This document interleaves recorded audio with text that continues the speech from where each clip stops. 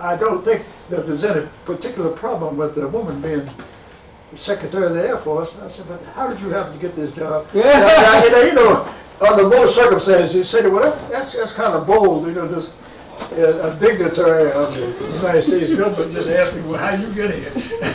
But she, you know, she was cordial, and she said, well, it's political. And she said, I came up through the ranks. I think it was the next year that she retired. Right. And we were at the Pentagon did a portrait of her to put in the hallway. Right. And we were there, and we saw General Stacey Harris. General Stacey Harris is an Air Force general, female. Let me tell you about Stacey Harris. You know, Bill and I went out to Las Vegas in 2015, and we lived in the hotel on one side, and then we'd go over to the convention hall to go to the activity. Well, we're in these little carts, and we're riding along. And here I see this young woman with ribbons and stripes and stars all over her shoulder. And she comes down and she says, "Oh, there's Bill!" And she comes up and grabs this dude and great big hug. And I said, this is a major general scene. And you know, I had to stand back because she had seen Bill. So I teased her later on. We went to several affairs. So I said, you know, you make most of us men seem kind of puny, and you come up and grab Bill, and nobody else is recognizing it. But every time after that, she made sure that she came over and said, "Dodo Walt, good to see you." The thing was, she got her first star at a Tuskegee Airmen convention. She became a brigadier general, and I was there for that. That's when I met her. And these guys, they just don't like the fact that the little guy gets the hug from the jealousy. Now she's a lieutenant general. Jealousy. She's a 3-star is evident wherever you go. Yeah. But Stacey was sitting with us talking while the Secretary of the Air Force was up there being honored, and she stopped what she was doing. Came, well, y'all getting all the pictures. I want to get in the picture with you. Remember?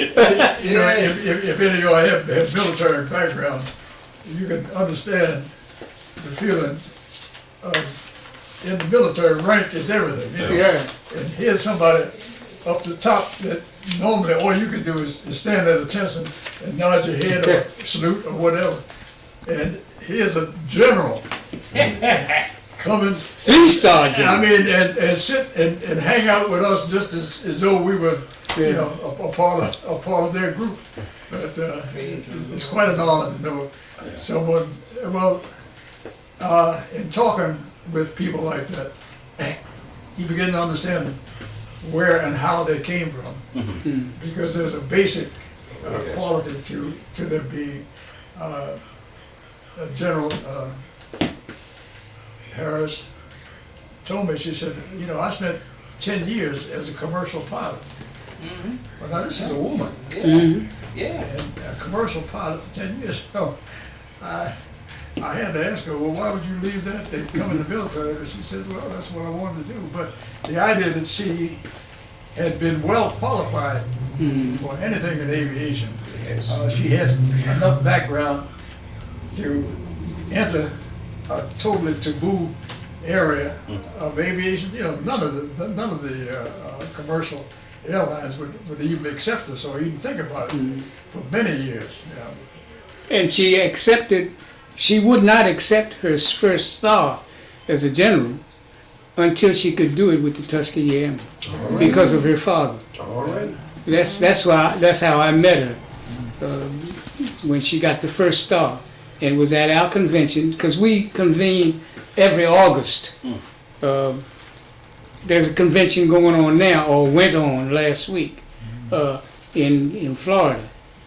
But Walt and I think the last one we went to was 2015, out in Las Vegas. Las Vegas.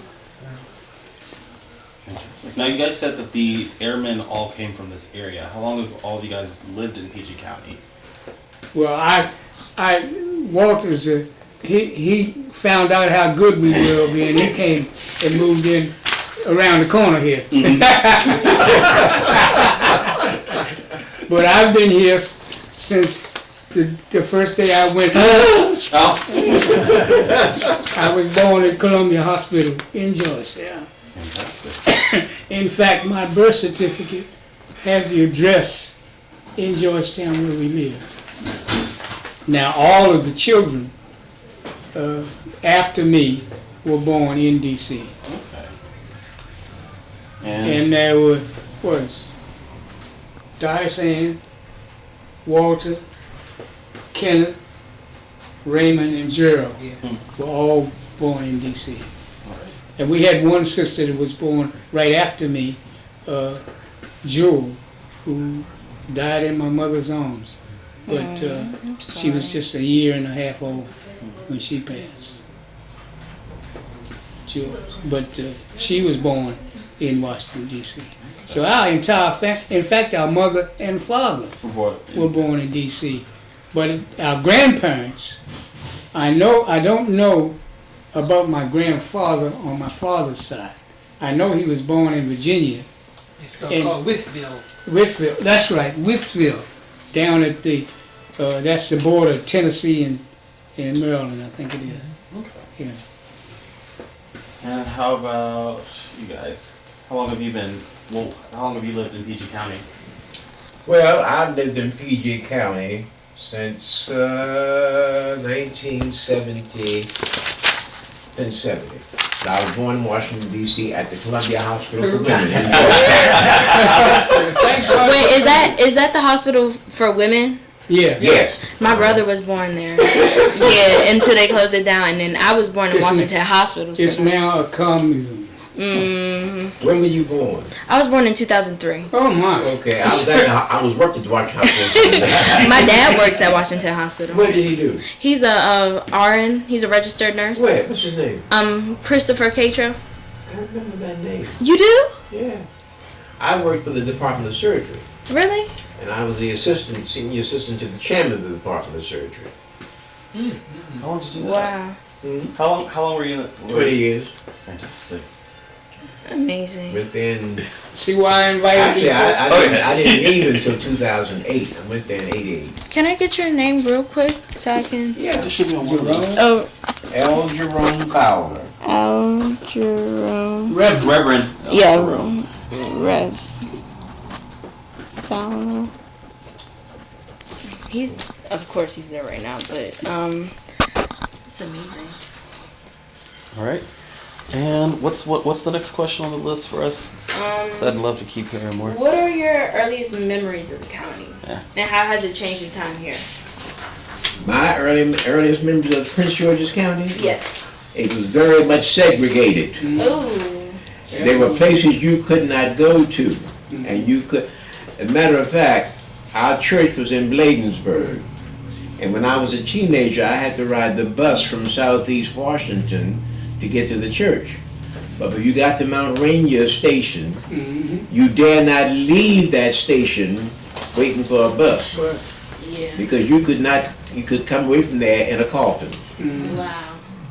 That's how bad it was. Wow.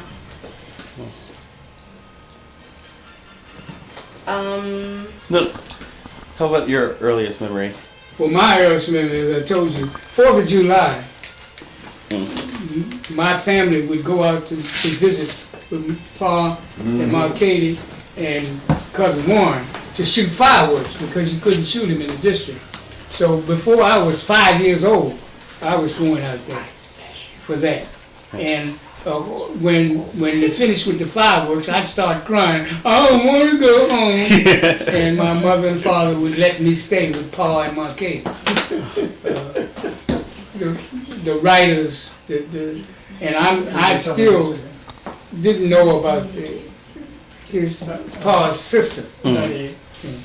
But But it was one of those things that, like I said, I remember since I was 5 years old going out there. Okay. And I did it every summer. Keep in touch. I would go out and spend the summer. I bet you. Come home black as ace of spades, because I stayed out in the sun. Stayed, they had a farm, pigs, chickens, and the farm. So Yes, please. that was my earliest. I can send you some of these articles you might be And interested in. see, Ma and Parquet raised my mother. They were the people who took over for my grandmother, Cassie Vine, who went to Cornell to cook. She was a cook to cook, and she was the first Francois that I know of in the family who went to college.